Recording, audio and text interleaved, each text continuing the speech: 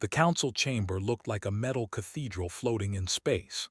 Outside the massive windows, a dying star burned orange and angry.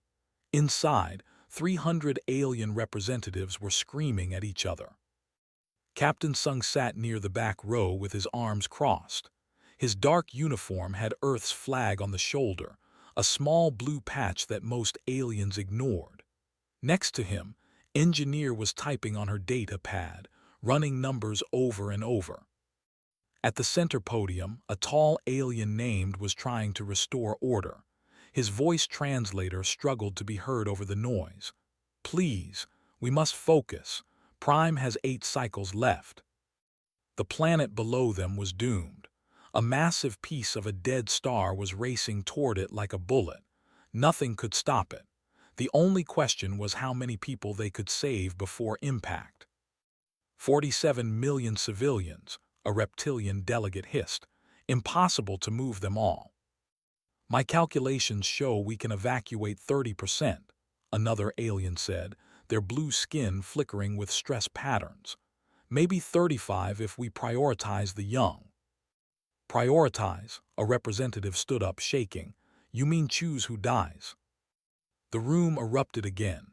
Aliens argued about ship capacity, safety protocols, and which population centers to abandon. Math projected on the walls showed the same truth over and over. They did not have enough time. They did not have enough ships. Millions would be left behind. Watched it all with tired eyes. He had seen this before during the Mars colony emergency. Everyone talking about what could not be done. Nobody talking about doing it anyway. Stopped typing and looked at him.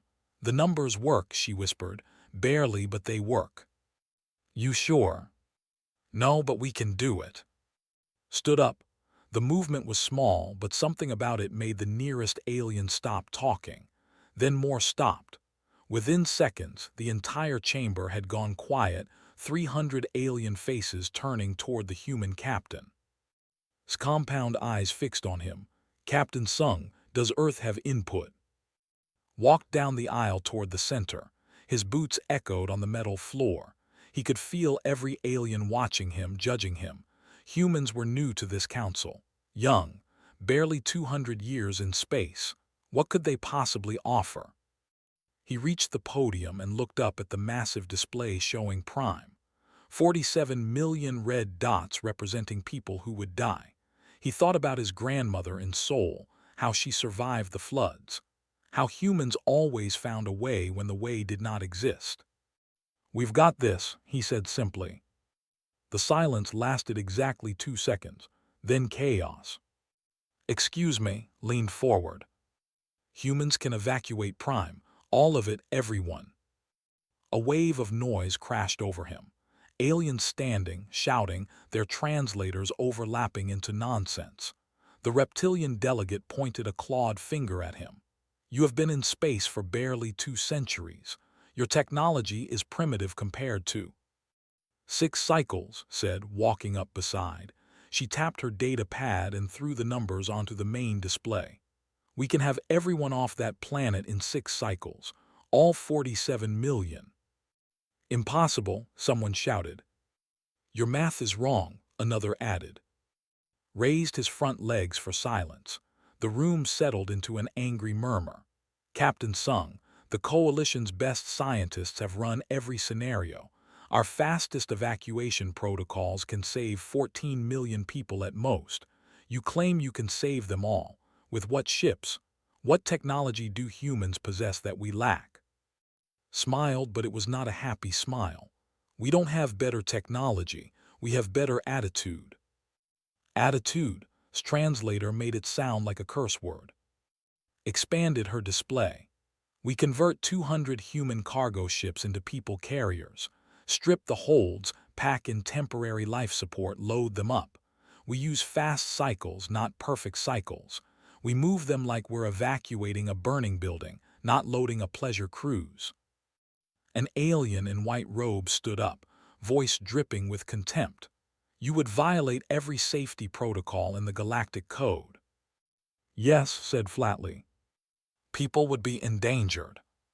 "People are already endangered. The planet is about to explode. Studied the human numbers.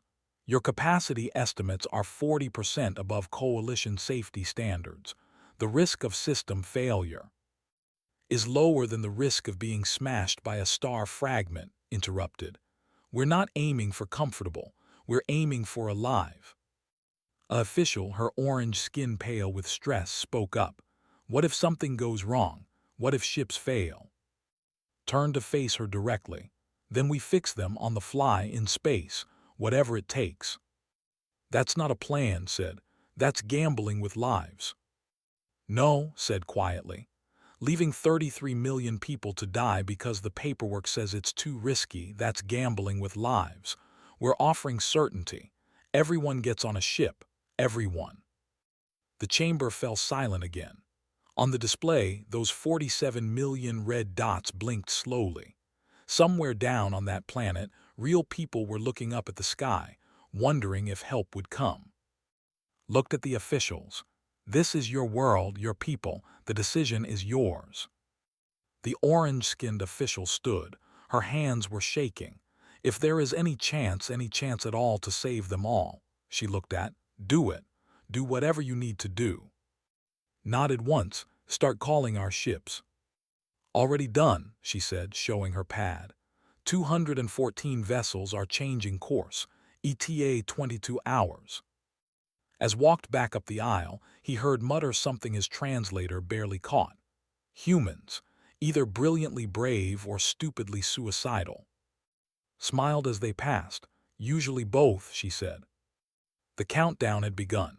6 cycles to do the impossible.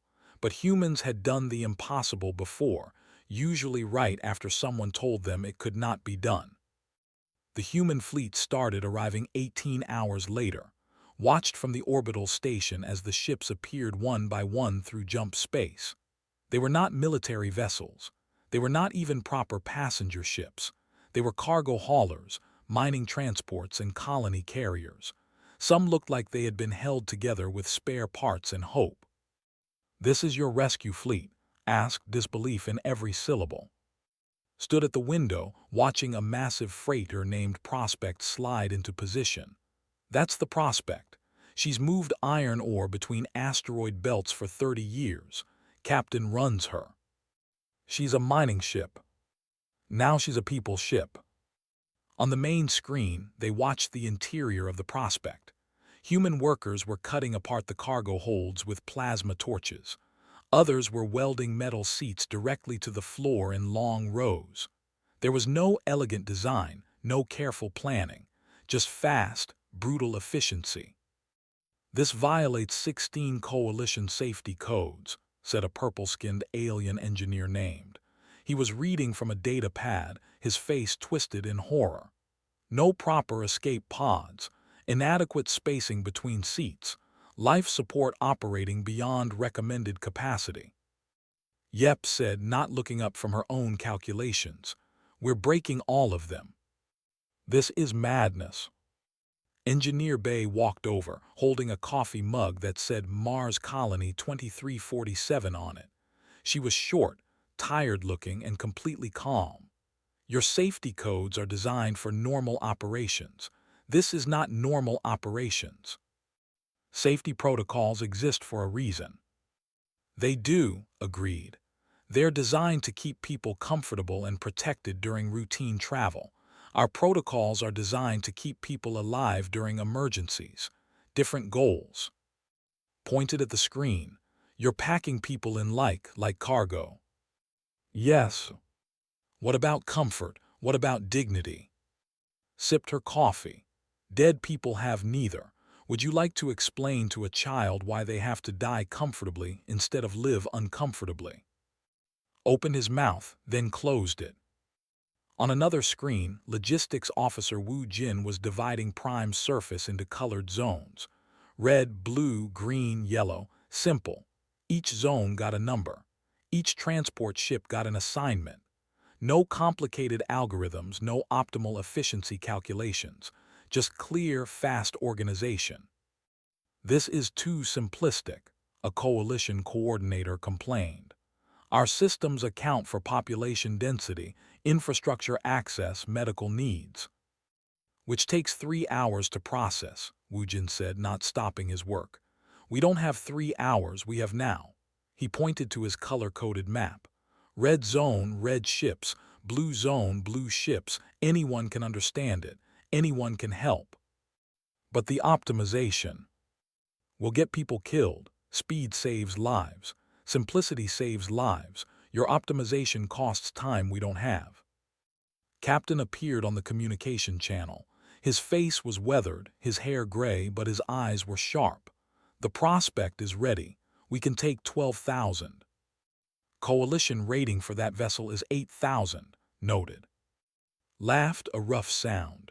Coalition rating is for comfortable cruising. I'm not offering comfort. I'm offering not dying. We can fit 12,000 if 4,000 are willing to stand. Stand for the entire journey. It's 6 hours to the transfer station. I've stood in longer lines at immigration. His expression hardened. Every person we leave space for is a person we leave behind. You want to tell someone their kid has to die because the person next to them needed more legroom. Had no answer. More ships kept coming. The soul wind, rising hope.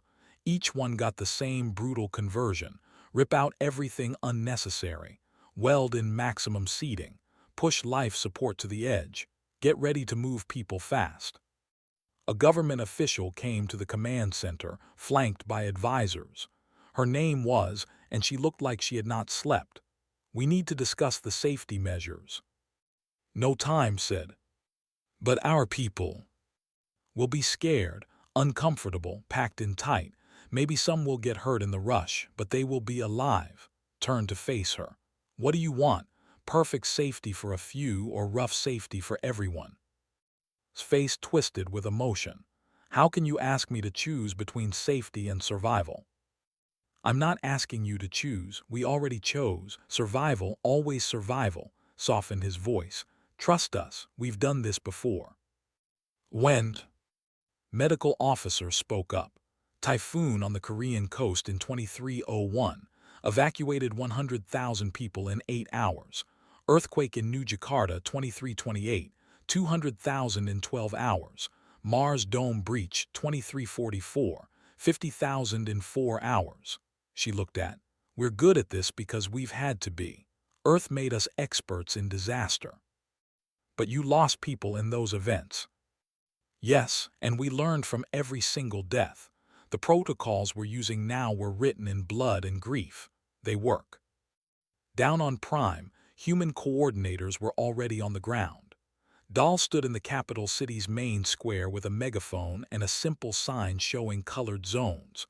Around him, civilians gathered, frightened and confused. Listen carefully, Dahl's voice boomed, translated into, this will not be comfortable, this will not be pretty, but this will save your life. When your color is called, you move fast. You follow the signs, you get on the ship, that's it. A parent held up a child. What about medical checks? Later, first we get you safe, then we check you. Dahl pointed to the sky where the first transports were descending. Those ships are not fancy, they're not nice, but they fly and they're leaving. You want on or not? The crowd shouted yes. Then we've got this. Red zone line up now. Watched it all from orbit, his compound eyes taking in every screen, every feed. Humans running on foot with direction signs. Humans directing traffic like they were conducting an orchestra of chaos. Ships landing, loading, and lifting off in 20-minute cycles instead of the coalition's standard 2 hours. This should not work, whispered beside him. But it is working, replied. On the main counter, the numbers climbed. 500,000 evacuated. 1 million, 2 million. The human fleet moved like a machine made of determination and duct tape. Stood at the window watching another ship rise from the planet, packed with refugees. Day 1, he said quietly. 45 million to go. Walked up beside him. Think they believe us yet? No, but they will. The countdown continued. 5 cycles remaining. Cycle 2 began with what the Coalition called organized chaos and what humans called Tuesday. On Prime's northern continent, Coordinator Sara IM stood in the middle of a processing center that looked like controlled madness. 3,000 were moving through the building in waves. No fancy scanners, no long medical interviews, just fast triage and faster movement. Sora held a tablet and pointed people in directions like she was directing traffic in downtown during rush hour. You left line, you right line, you at the blue bag center. Her voice was hoarse from shouting, but she never stopped. Keep moving, the ship doesn't wait. I clutched 2 children and looked panicked, but we haven't been checked. You will be on the ship, on the station. Later, right now, just move. Sara made eye contact with the parent. I promise you we will check everyone, but if you're dead, medical scans don't matter. Go, Ship 3 loading bay 2. Medical Officer Lee worked the triage station with brutal efficiency. Look at a person for 3 seconds. Ask 2 questions. Make a decision. Move on.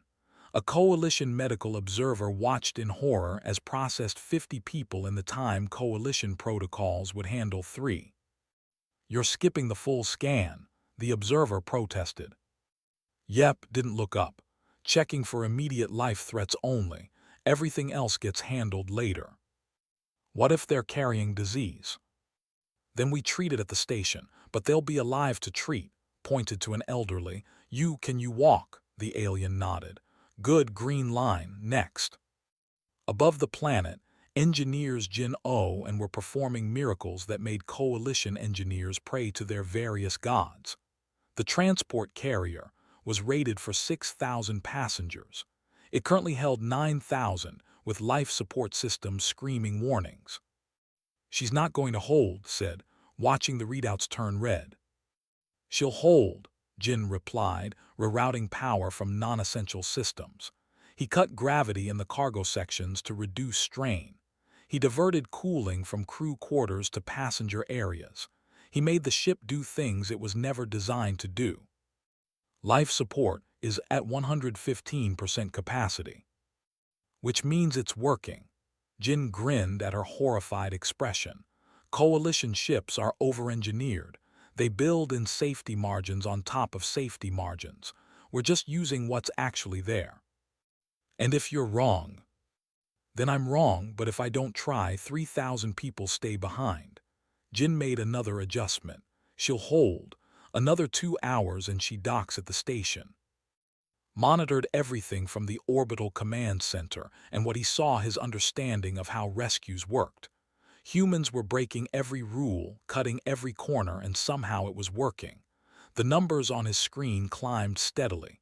8 million evacuated, 10 million, 12 million. But he also saw the cost.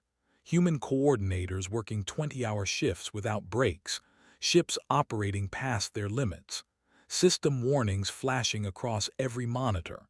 It was like watching someone juggle knives while running through fire. This cannot be sustained, said, his face pale. Look at these stress readings, look at the failure warnings. And look at the evacuation numbers, replied. We're ahead of schedule. But at what cost? Less than leaving people to die. On the southern continent, Coordinator Park had converted an old stadium into a processing center. 30,000 filled the seats while human volunteers, including locals who had learned the system, directed them in groups of 500. It looked like chaos. It sounded like chaos. But every 10 minutes, 500 people left for the landing pads and 500 more entered. This is insane, an official told. There's no order. There's perfect order, you just don't recognize it, pointed to the color-coded sections. Red fills, red leaves, blue fills, blue leaves. Simple, fast, works. People are scared.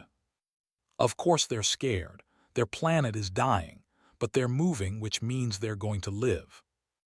A group of volunteers approached. They had been watching the humans work and wanted to help. Gave them vests, showed them the color system, and put them to work in 5 minutes. No long training, no certification courses, Just point people that way, keep them moving, don't let anyone stop. By the end of Cycle 2, 20 million people had been evacuated. The stellar fragment was visible now, a growing bright spot in Prime's sky. Every hour it got larger. Every hour the countdown got shorter. Cycle 3 started with a nightmare. The runner, one of the largest transports in the human fleet, suffered a cascade failure in its power systems. The ship was carrying 12,500, far above its rated capacity. When the main reactor started fluctuating, every backup system tried to compensate at once. They failed together. Runner is in distress, the communication officer announced. Power at 30% and dropping, life support failing, they're venting heat. Stood up, evacuate the ship, transfer passengers to other vessels. No time, said, already moving. How long until total failure? 2 hours, maybe less. Options. Was already at her console, pulling up ship positions. We can get 3 vessels close enough to provide auxiliary power, if we link them with transfer cables. That's insane, interrupted. You can't transfer power between moving ships, the stress on the hulls, the magnetic interference. Can be managed, finished. It'll be ugly, but it'll work. Captain, you close to the runner. His voice came through, calm as always. Half hour away, you thinking what I think you're thinking. Buddy system, we link power and life support, keep them alive until we dock. Haven't done that since the Mars emergency. Did it work then? Eventually. Good enough, get moving. Watched as 3 human ships changed course toward the failing runner. This was beyond reckless. This was suicide. Ships did not share power while moving. The physics alone could tear hulls apart, but humans apparently did not care about physics when lives were at stake. On the prospect, Captain ordered his crew to prepare transfer cables.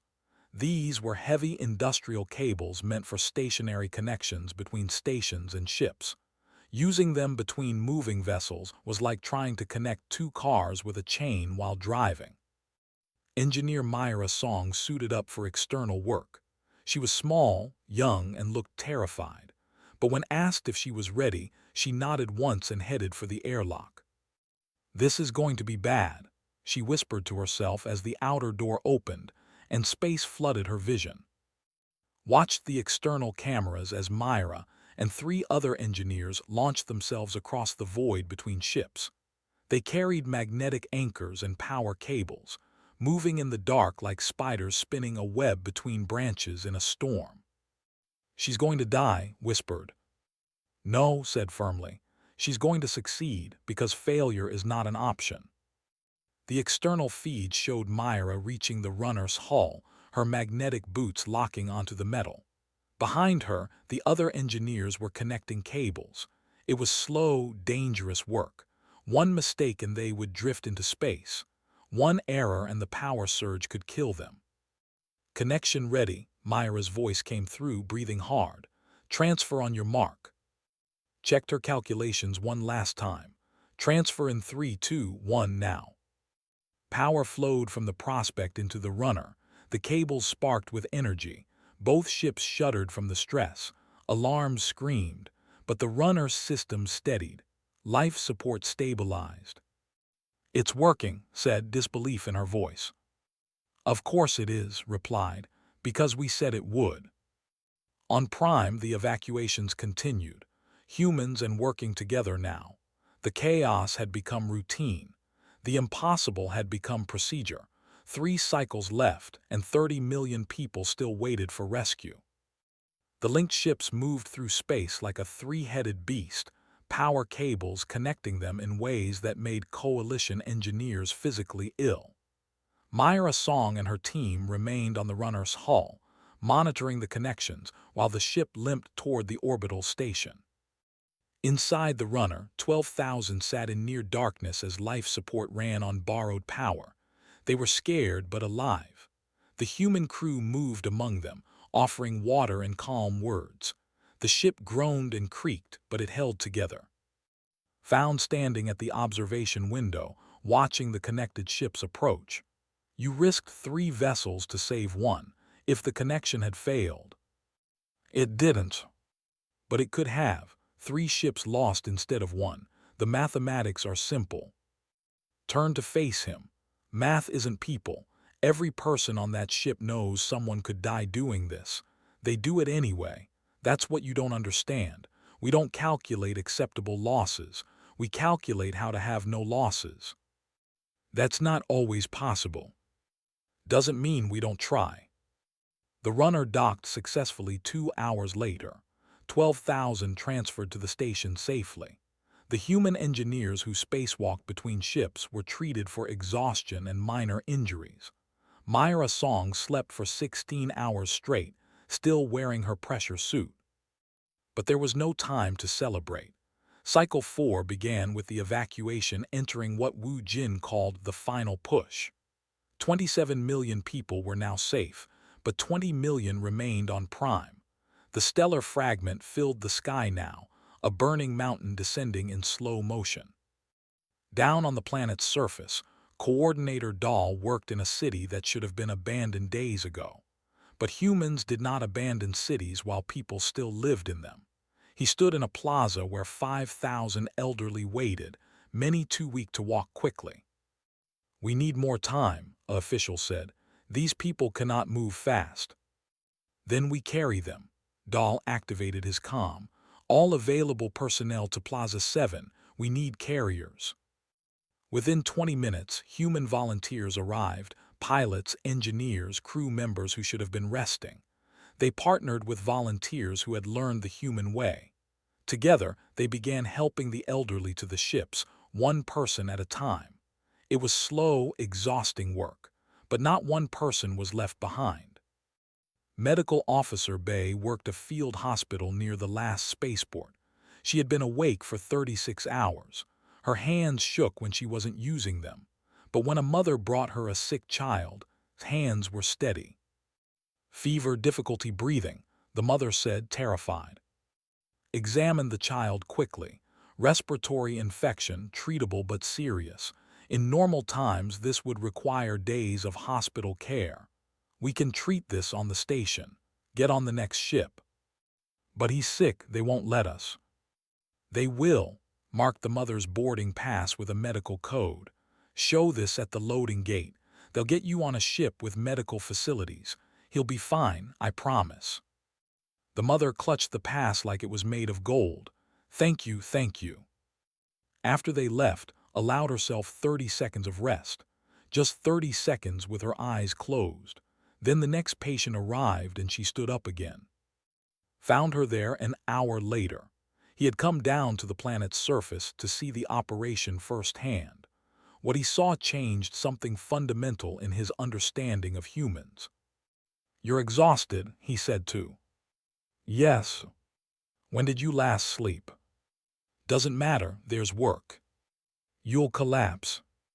Later, after, finished treating a cut on his arm and sent them to the loading area. "We rest when everyone's safe. That's the rule." "That's not a rule, that's martyrdom." Looked at him with bloodshot eyes. "Call it what you want, we're still doing it." On the orbital station, coordinated the final logistics like a conductor leading a desperate symphony. Ships arrived, unloaded, and departed in continuous cycles. The station was designed for 10,000 people. It currently held 47,000, with more arriving every hour. "We're over capacity," a station manager warned. "I know. Systems are failing. Sanitation is breaking down. We have food for 3 days at most. The evacuation will be complete in 2 days. We just need to hold together. And if we can't," finally looked at him, "we will because we have to." Cycle 5 began with hope and terror in equal measure. 40 million people were now safe, but 7 million remained on Prime. The stellar fragment was close enough now that it affected the planet's weather. Storms raged across the surface. Winds made landing difficult, but the human ships kept coming. Captain landed the Prospect in wind that should have grounded all flights. His approach was rough, his landing harder, but he set down safely. "Last run," he announced to his crew. "Let's fill her up." In the capital city, the last processing center was run by volunteers who had never slept.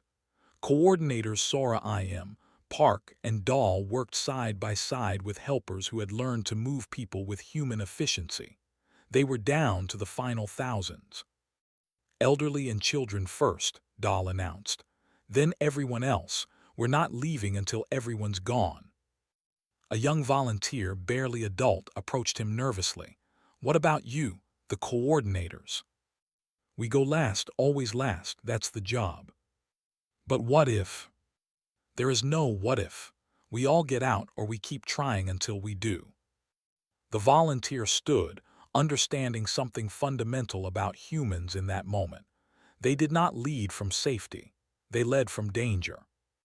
In orbit, watched the final countdown. 3 hours until impact. 5 ships still on the surface. 6,000 people still loading. The numbers were getting very tight. "We need to start pulling ships out," a coalition advisor urged. "The impact shockwave will destroy anything in the atmosphere." "Not until everyone's loaded." "Captain, be reasonable." "I am being reasonable. Reasonable says we don't leave people behind, clear the channel." He opened a link to all ships on the surface. "All vessels, this is command. You have 2 hours to load and lift. I know you're tired, I know the ships are stressed, but 2 more hours and we're done. We've come this far, let's finish it." Captain's voice came back, rough but determined. "Copy that. Prospect will be wheels up in 90 minutes with a full load." Other captains chimed in with similar reports. They were exhausted, their ships were broken, their crews were running on nothing but will, but they were going to finish the job. On the ground, the last boarded a ship 73 minutes later. It was an elderly woman who moved slowly, helped by Dahl himself. She turned to look at the city one last time, at the home she would never see again. "Thank you," she whispered to Dahl. "Safe travels," he replied, then activated his comm. "Last civilian loaded, coordinators boarding now." The final human transport lifted off with 40 minutes to spare. As it climbed through the atmosphere, everyone aboard, human and alike, looked down at the planet below. It looked peaceful from this height. Beautiful. It was hard to believe it would be gone in less than an hour. "Final count," said in the command center, her voice shaking slightly. 47,200,000 evacuated. Stared at the number. "That's more than the initial estimate." "Birth rate," said with a tired smile. "Bobbies don't wait for evacuations." The last ship docked with 20 minutes to spare. As the refugees transferred to the station, allowed himself one moment of relief. One moment where he closed his eyes and breathed.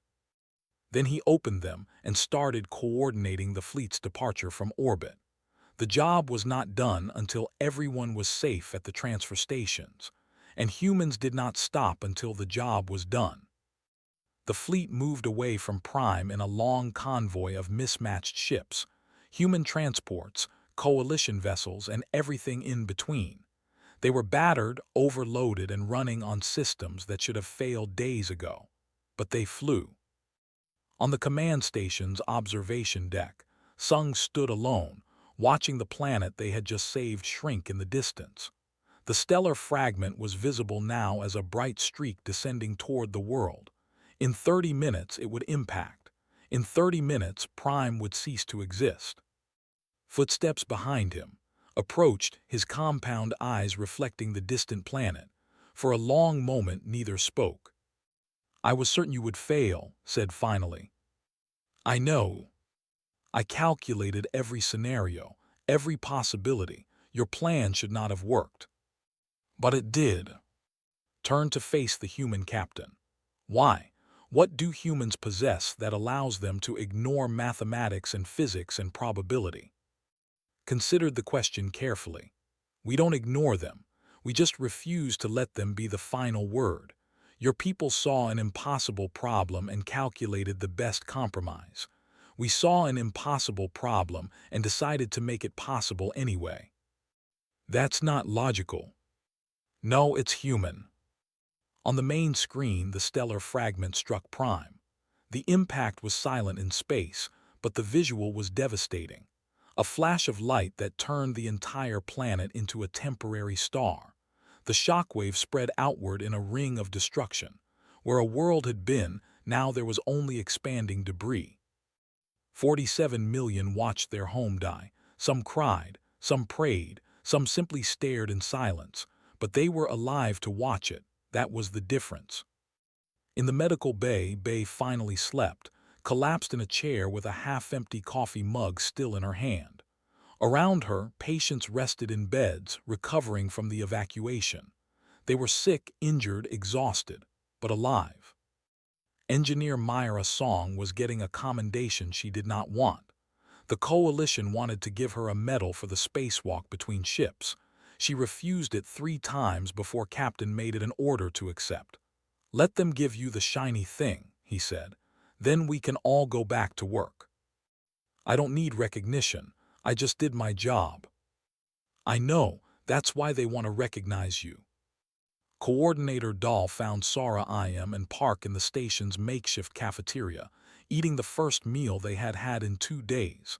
They looked like they had been through a war, which, in a way, they had. "We did it," said, her voice numb with exhaustion.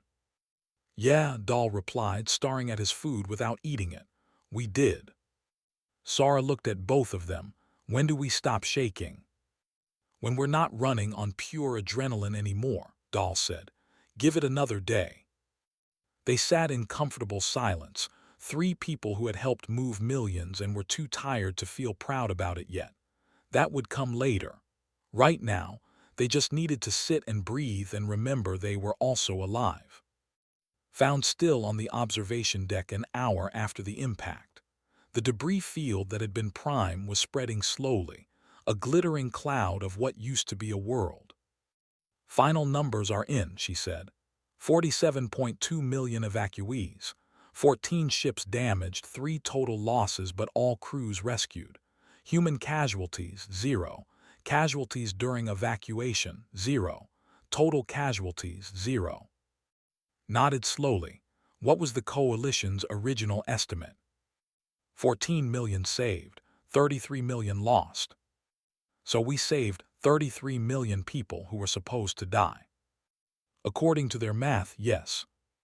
Smiled, tired but genuine. Good math. Called an emergency session of the Galactic Council 3 days later. Representatives from dozens of species gathered, many of whom had been critical of the human rescue plan. They expected an apology, or at least an acknowledgement of the risks taken. What they got was different. Stood at the podium with and the human team behind him. "This council owes humanity an apology," he began. "We doubted them, we called them reckless, we said their plan would fail and get people killed." He paused. "We were wrong, completely, absolutely wrong." Murmurs ran through the chamber.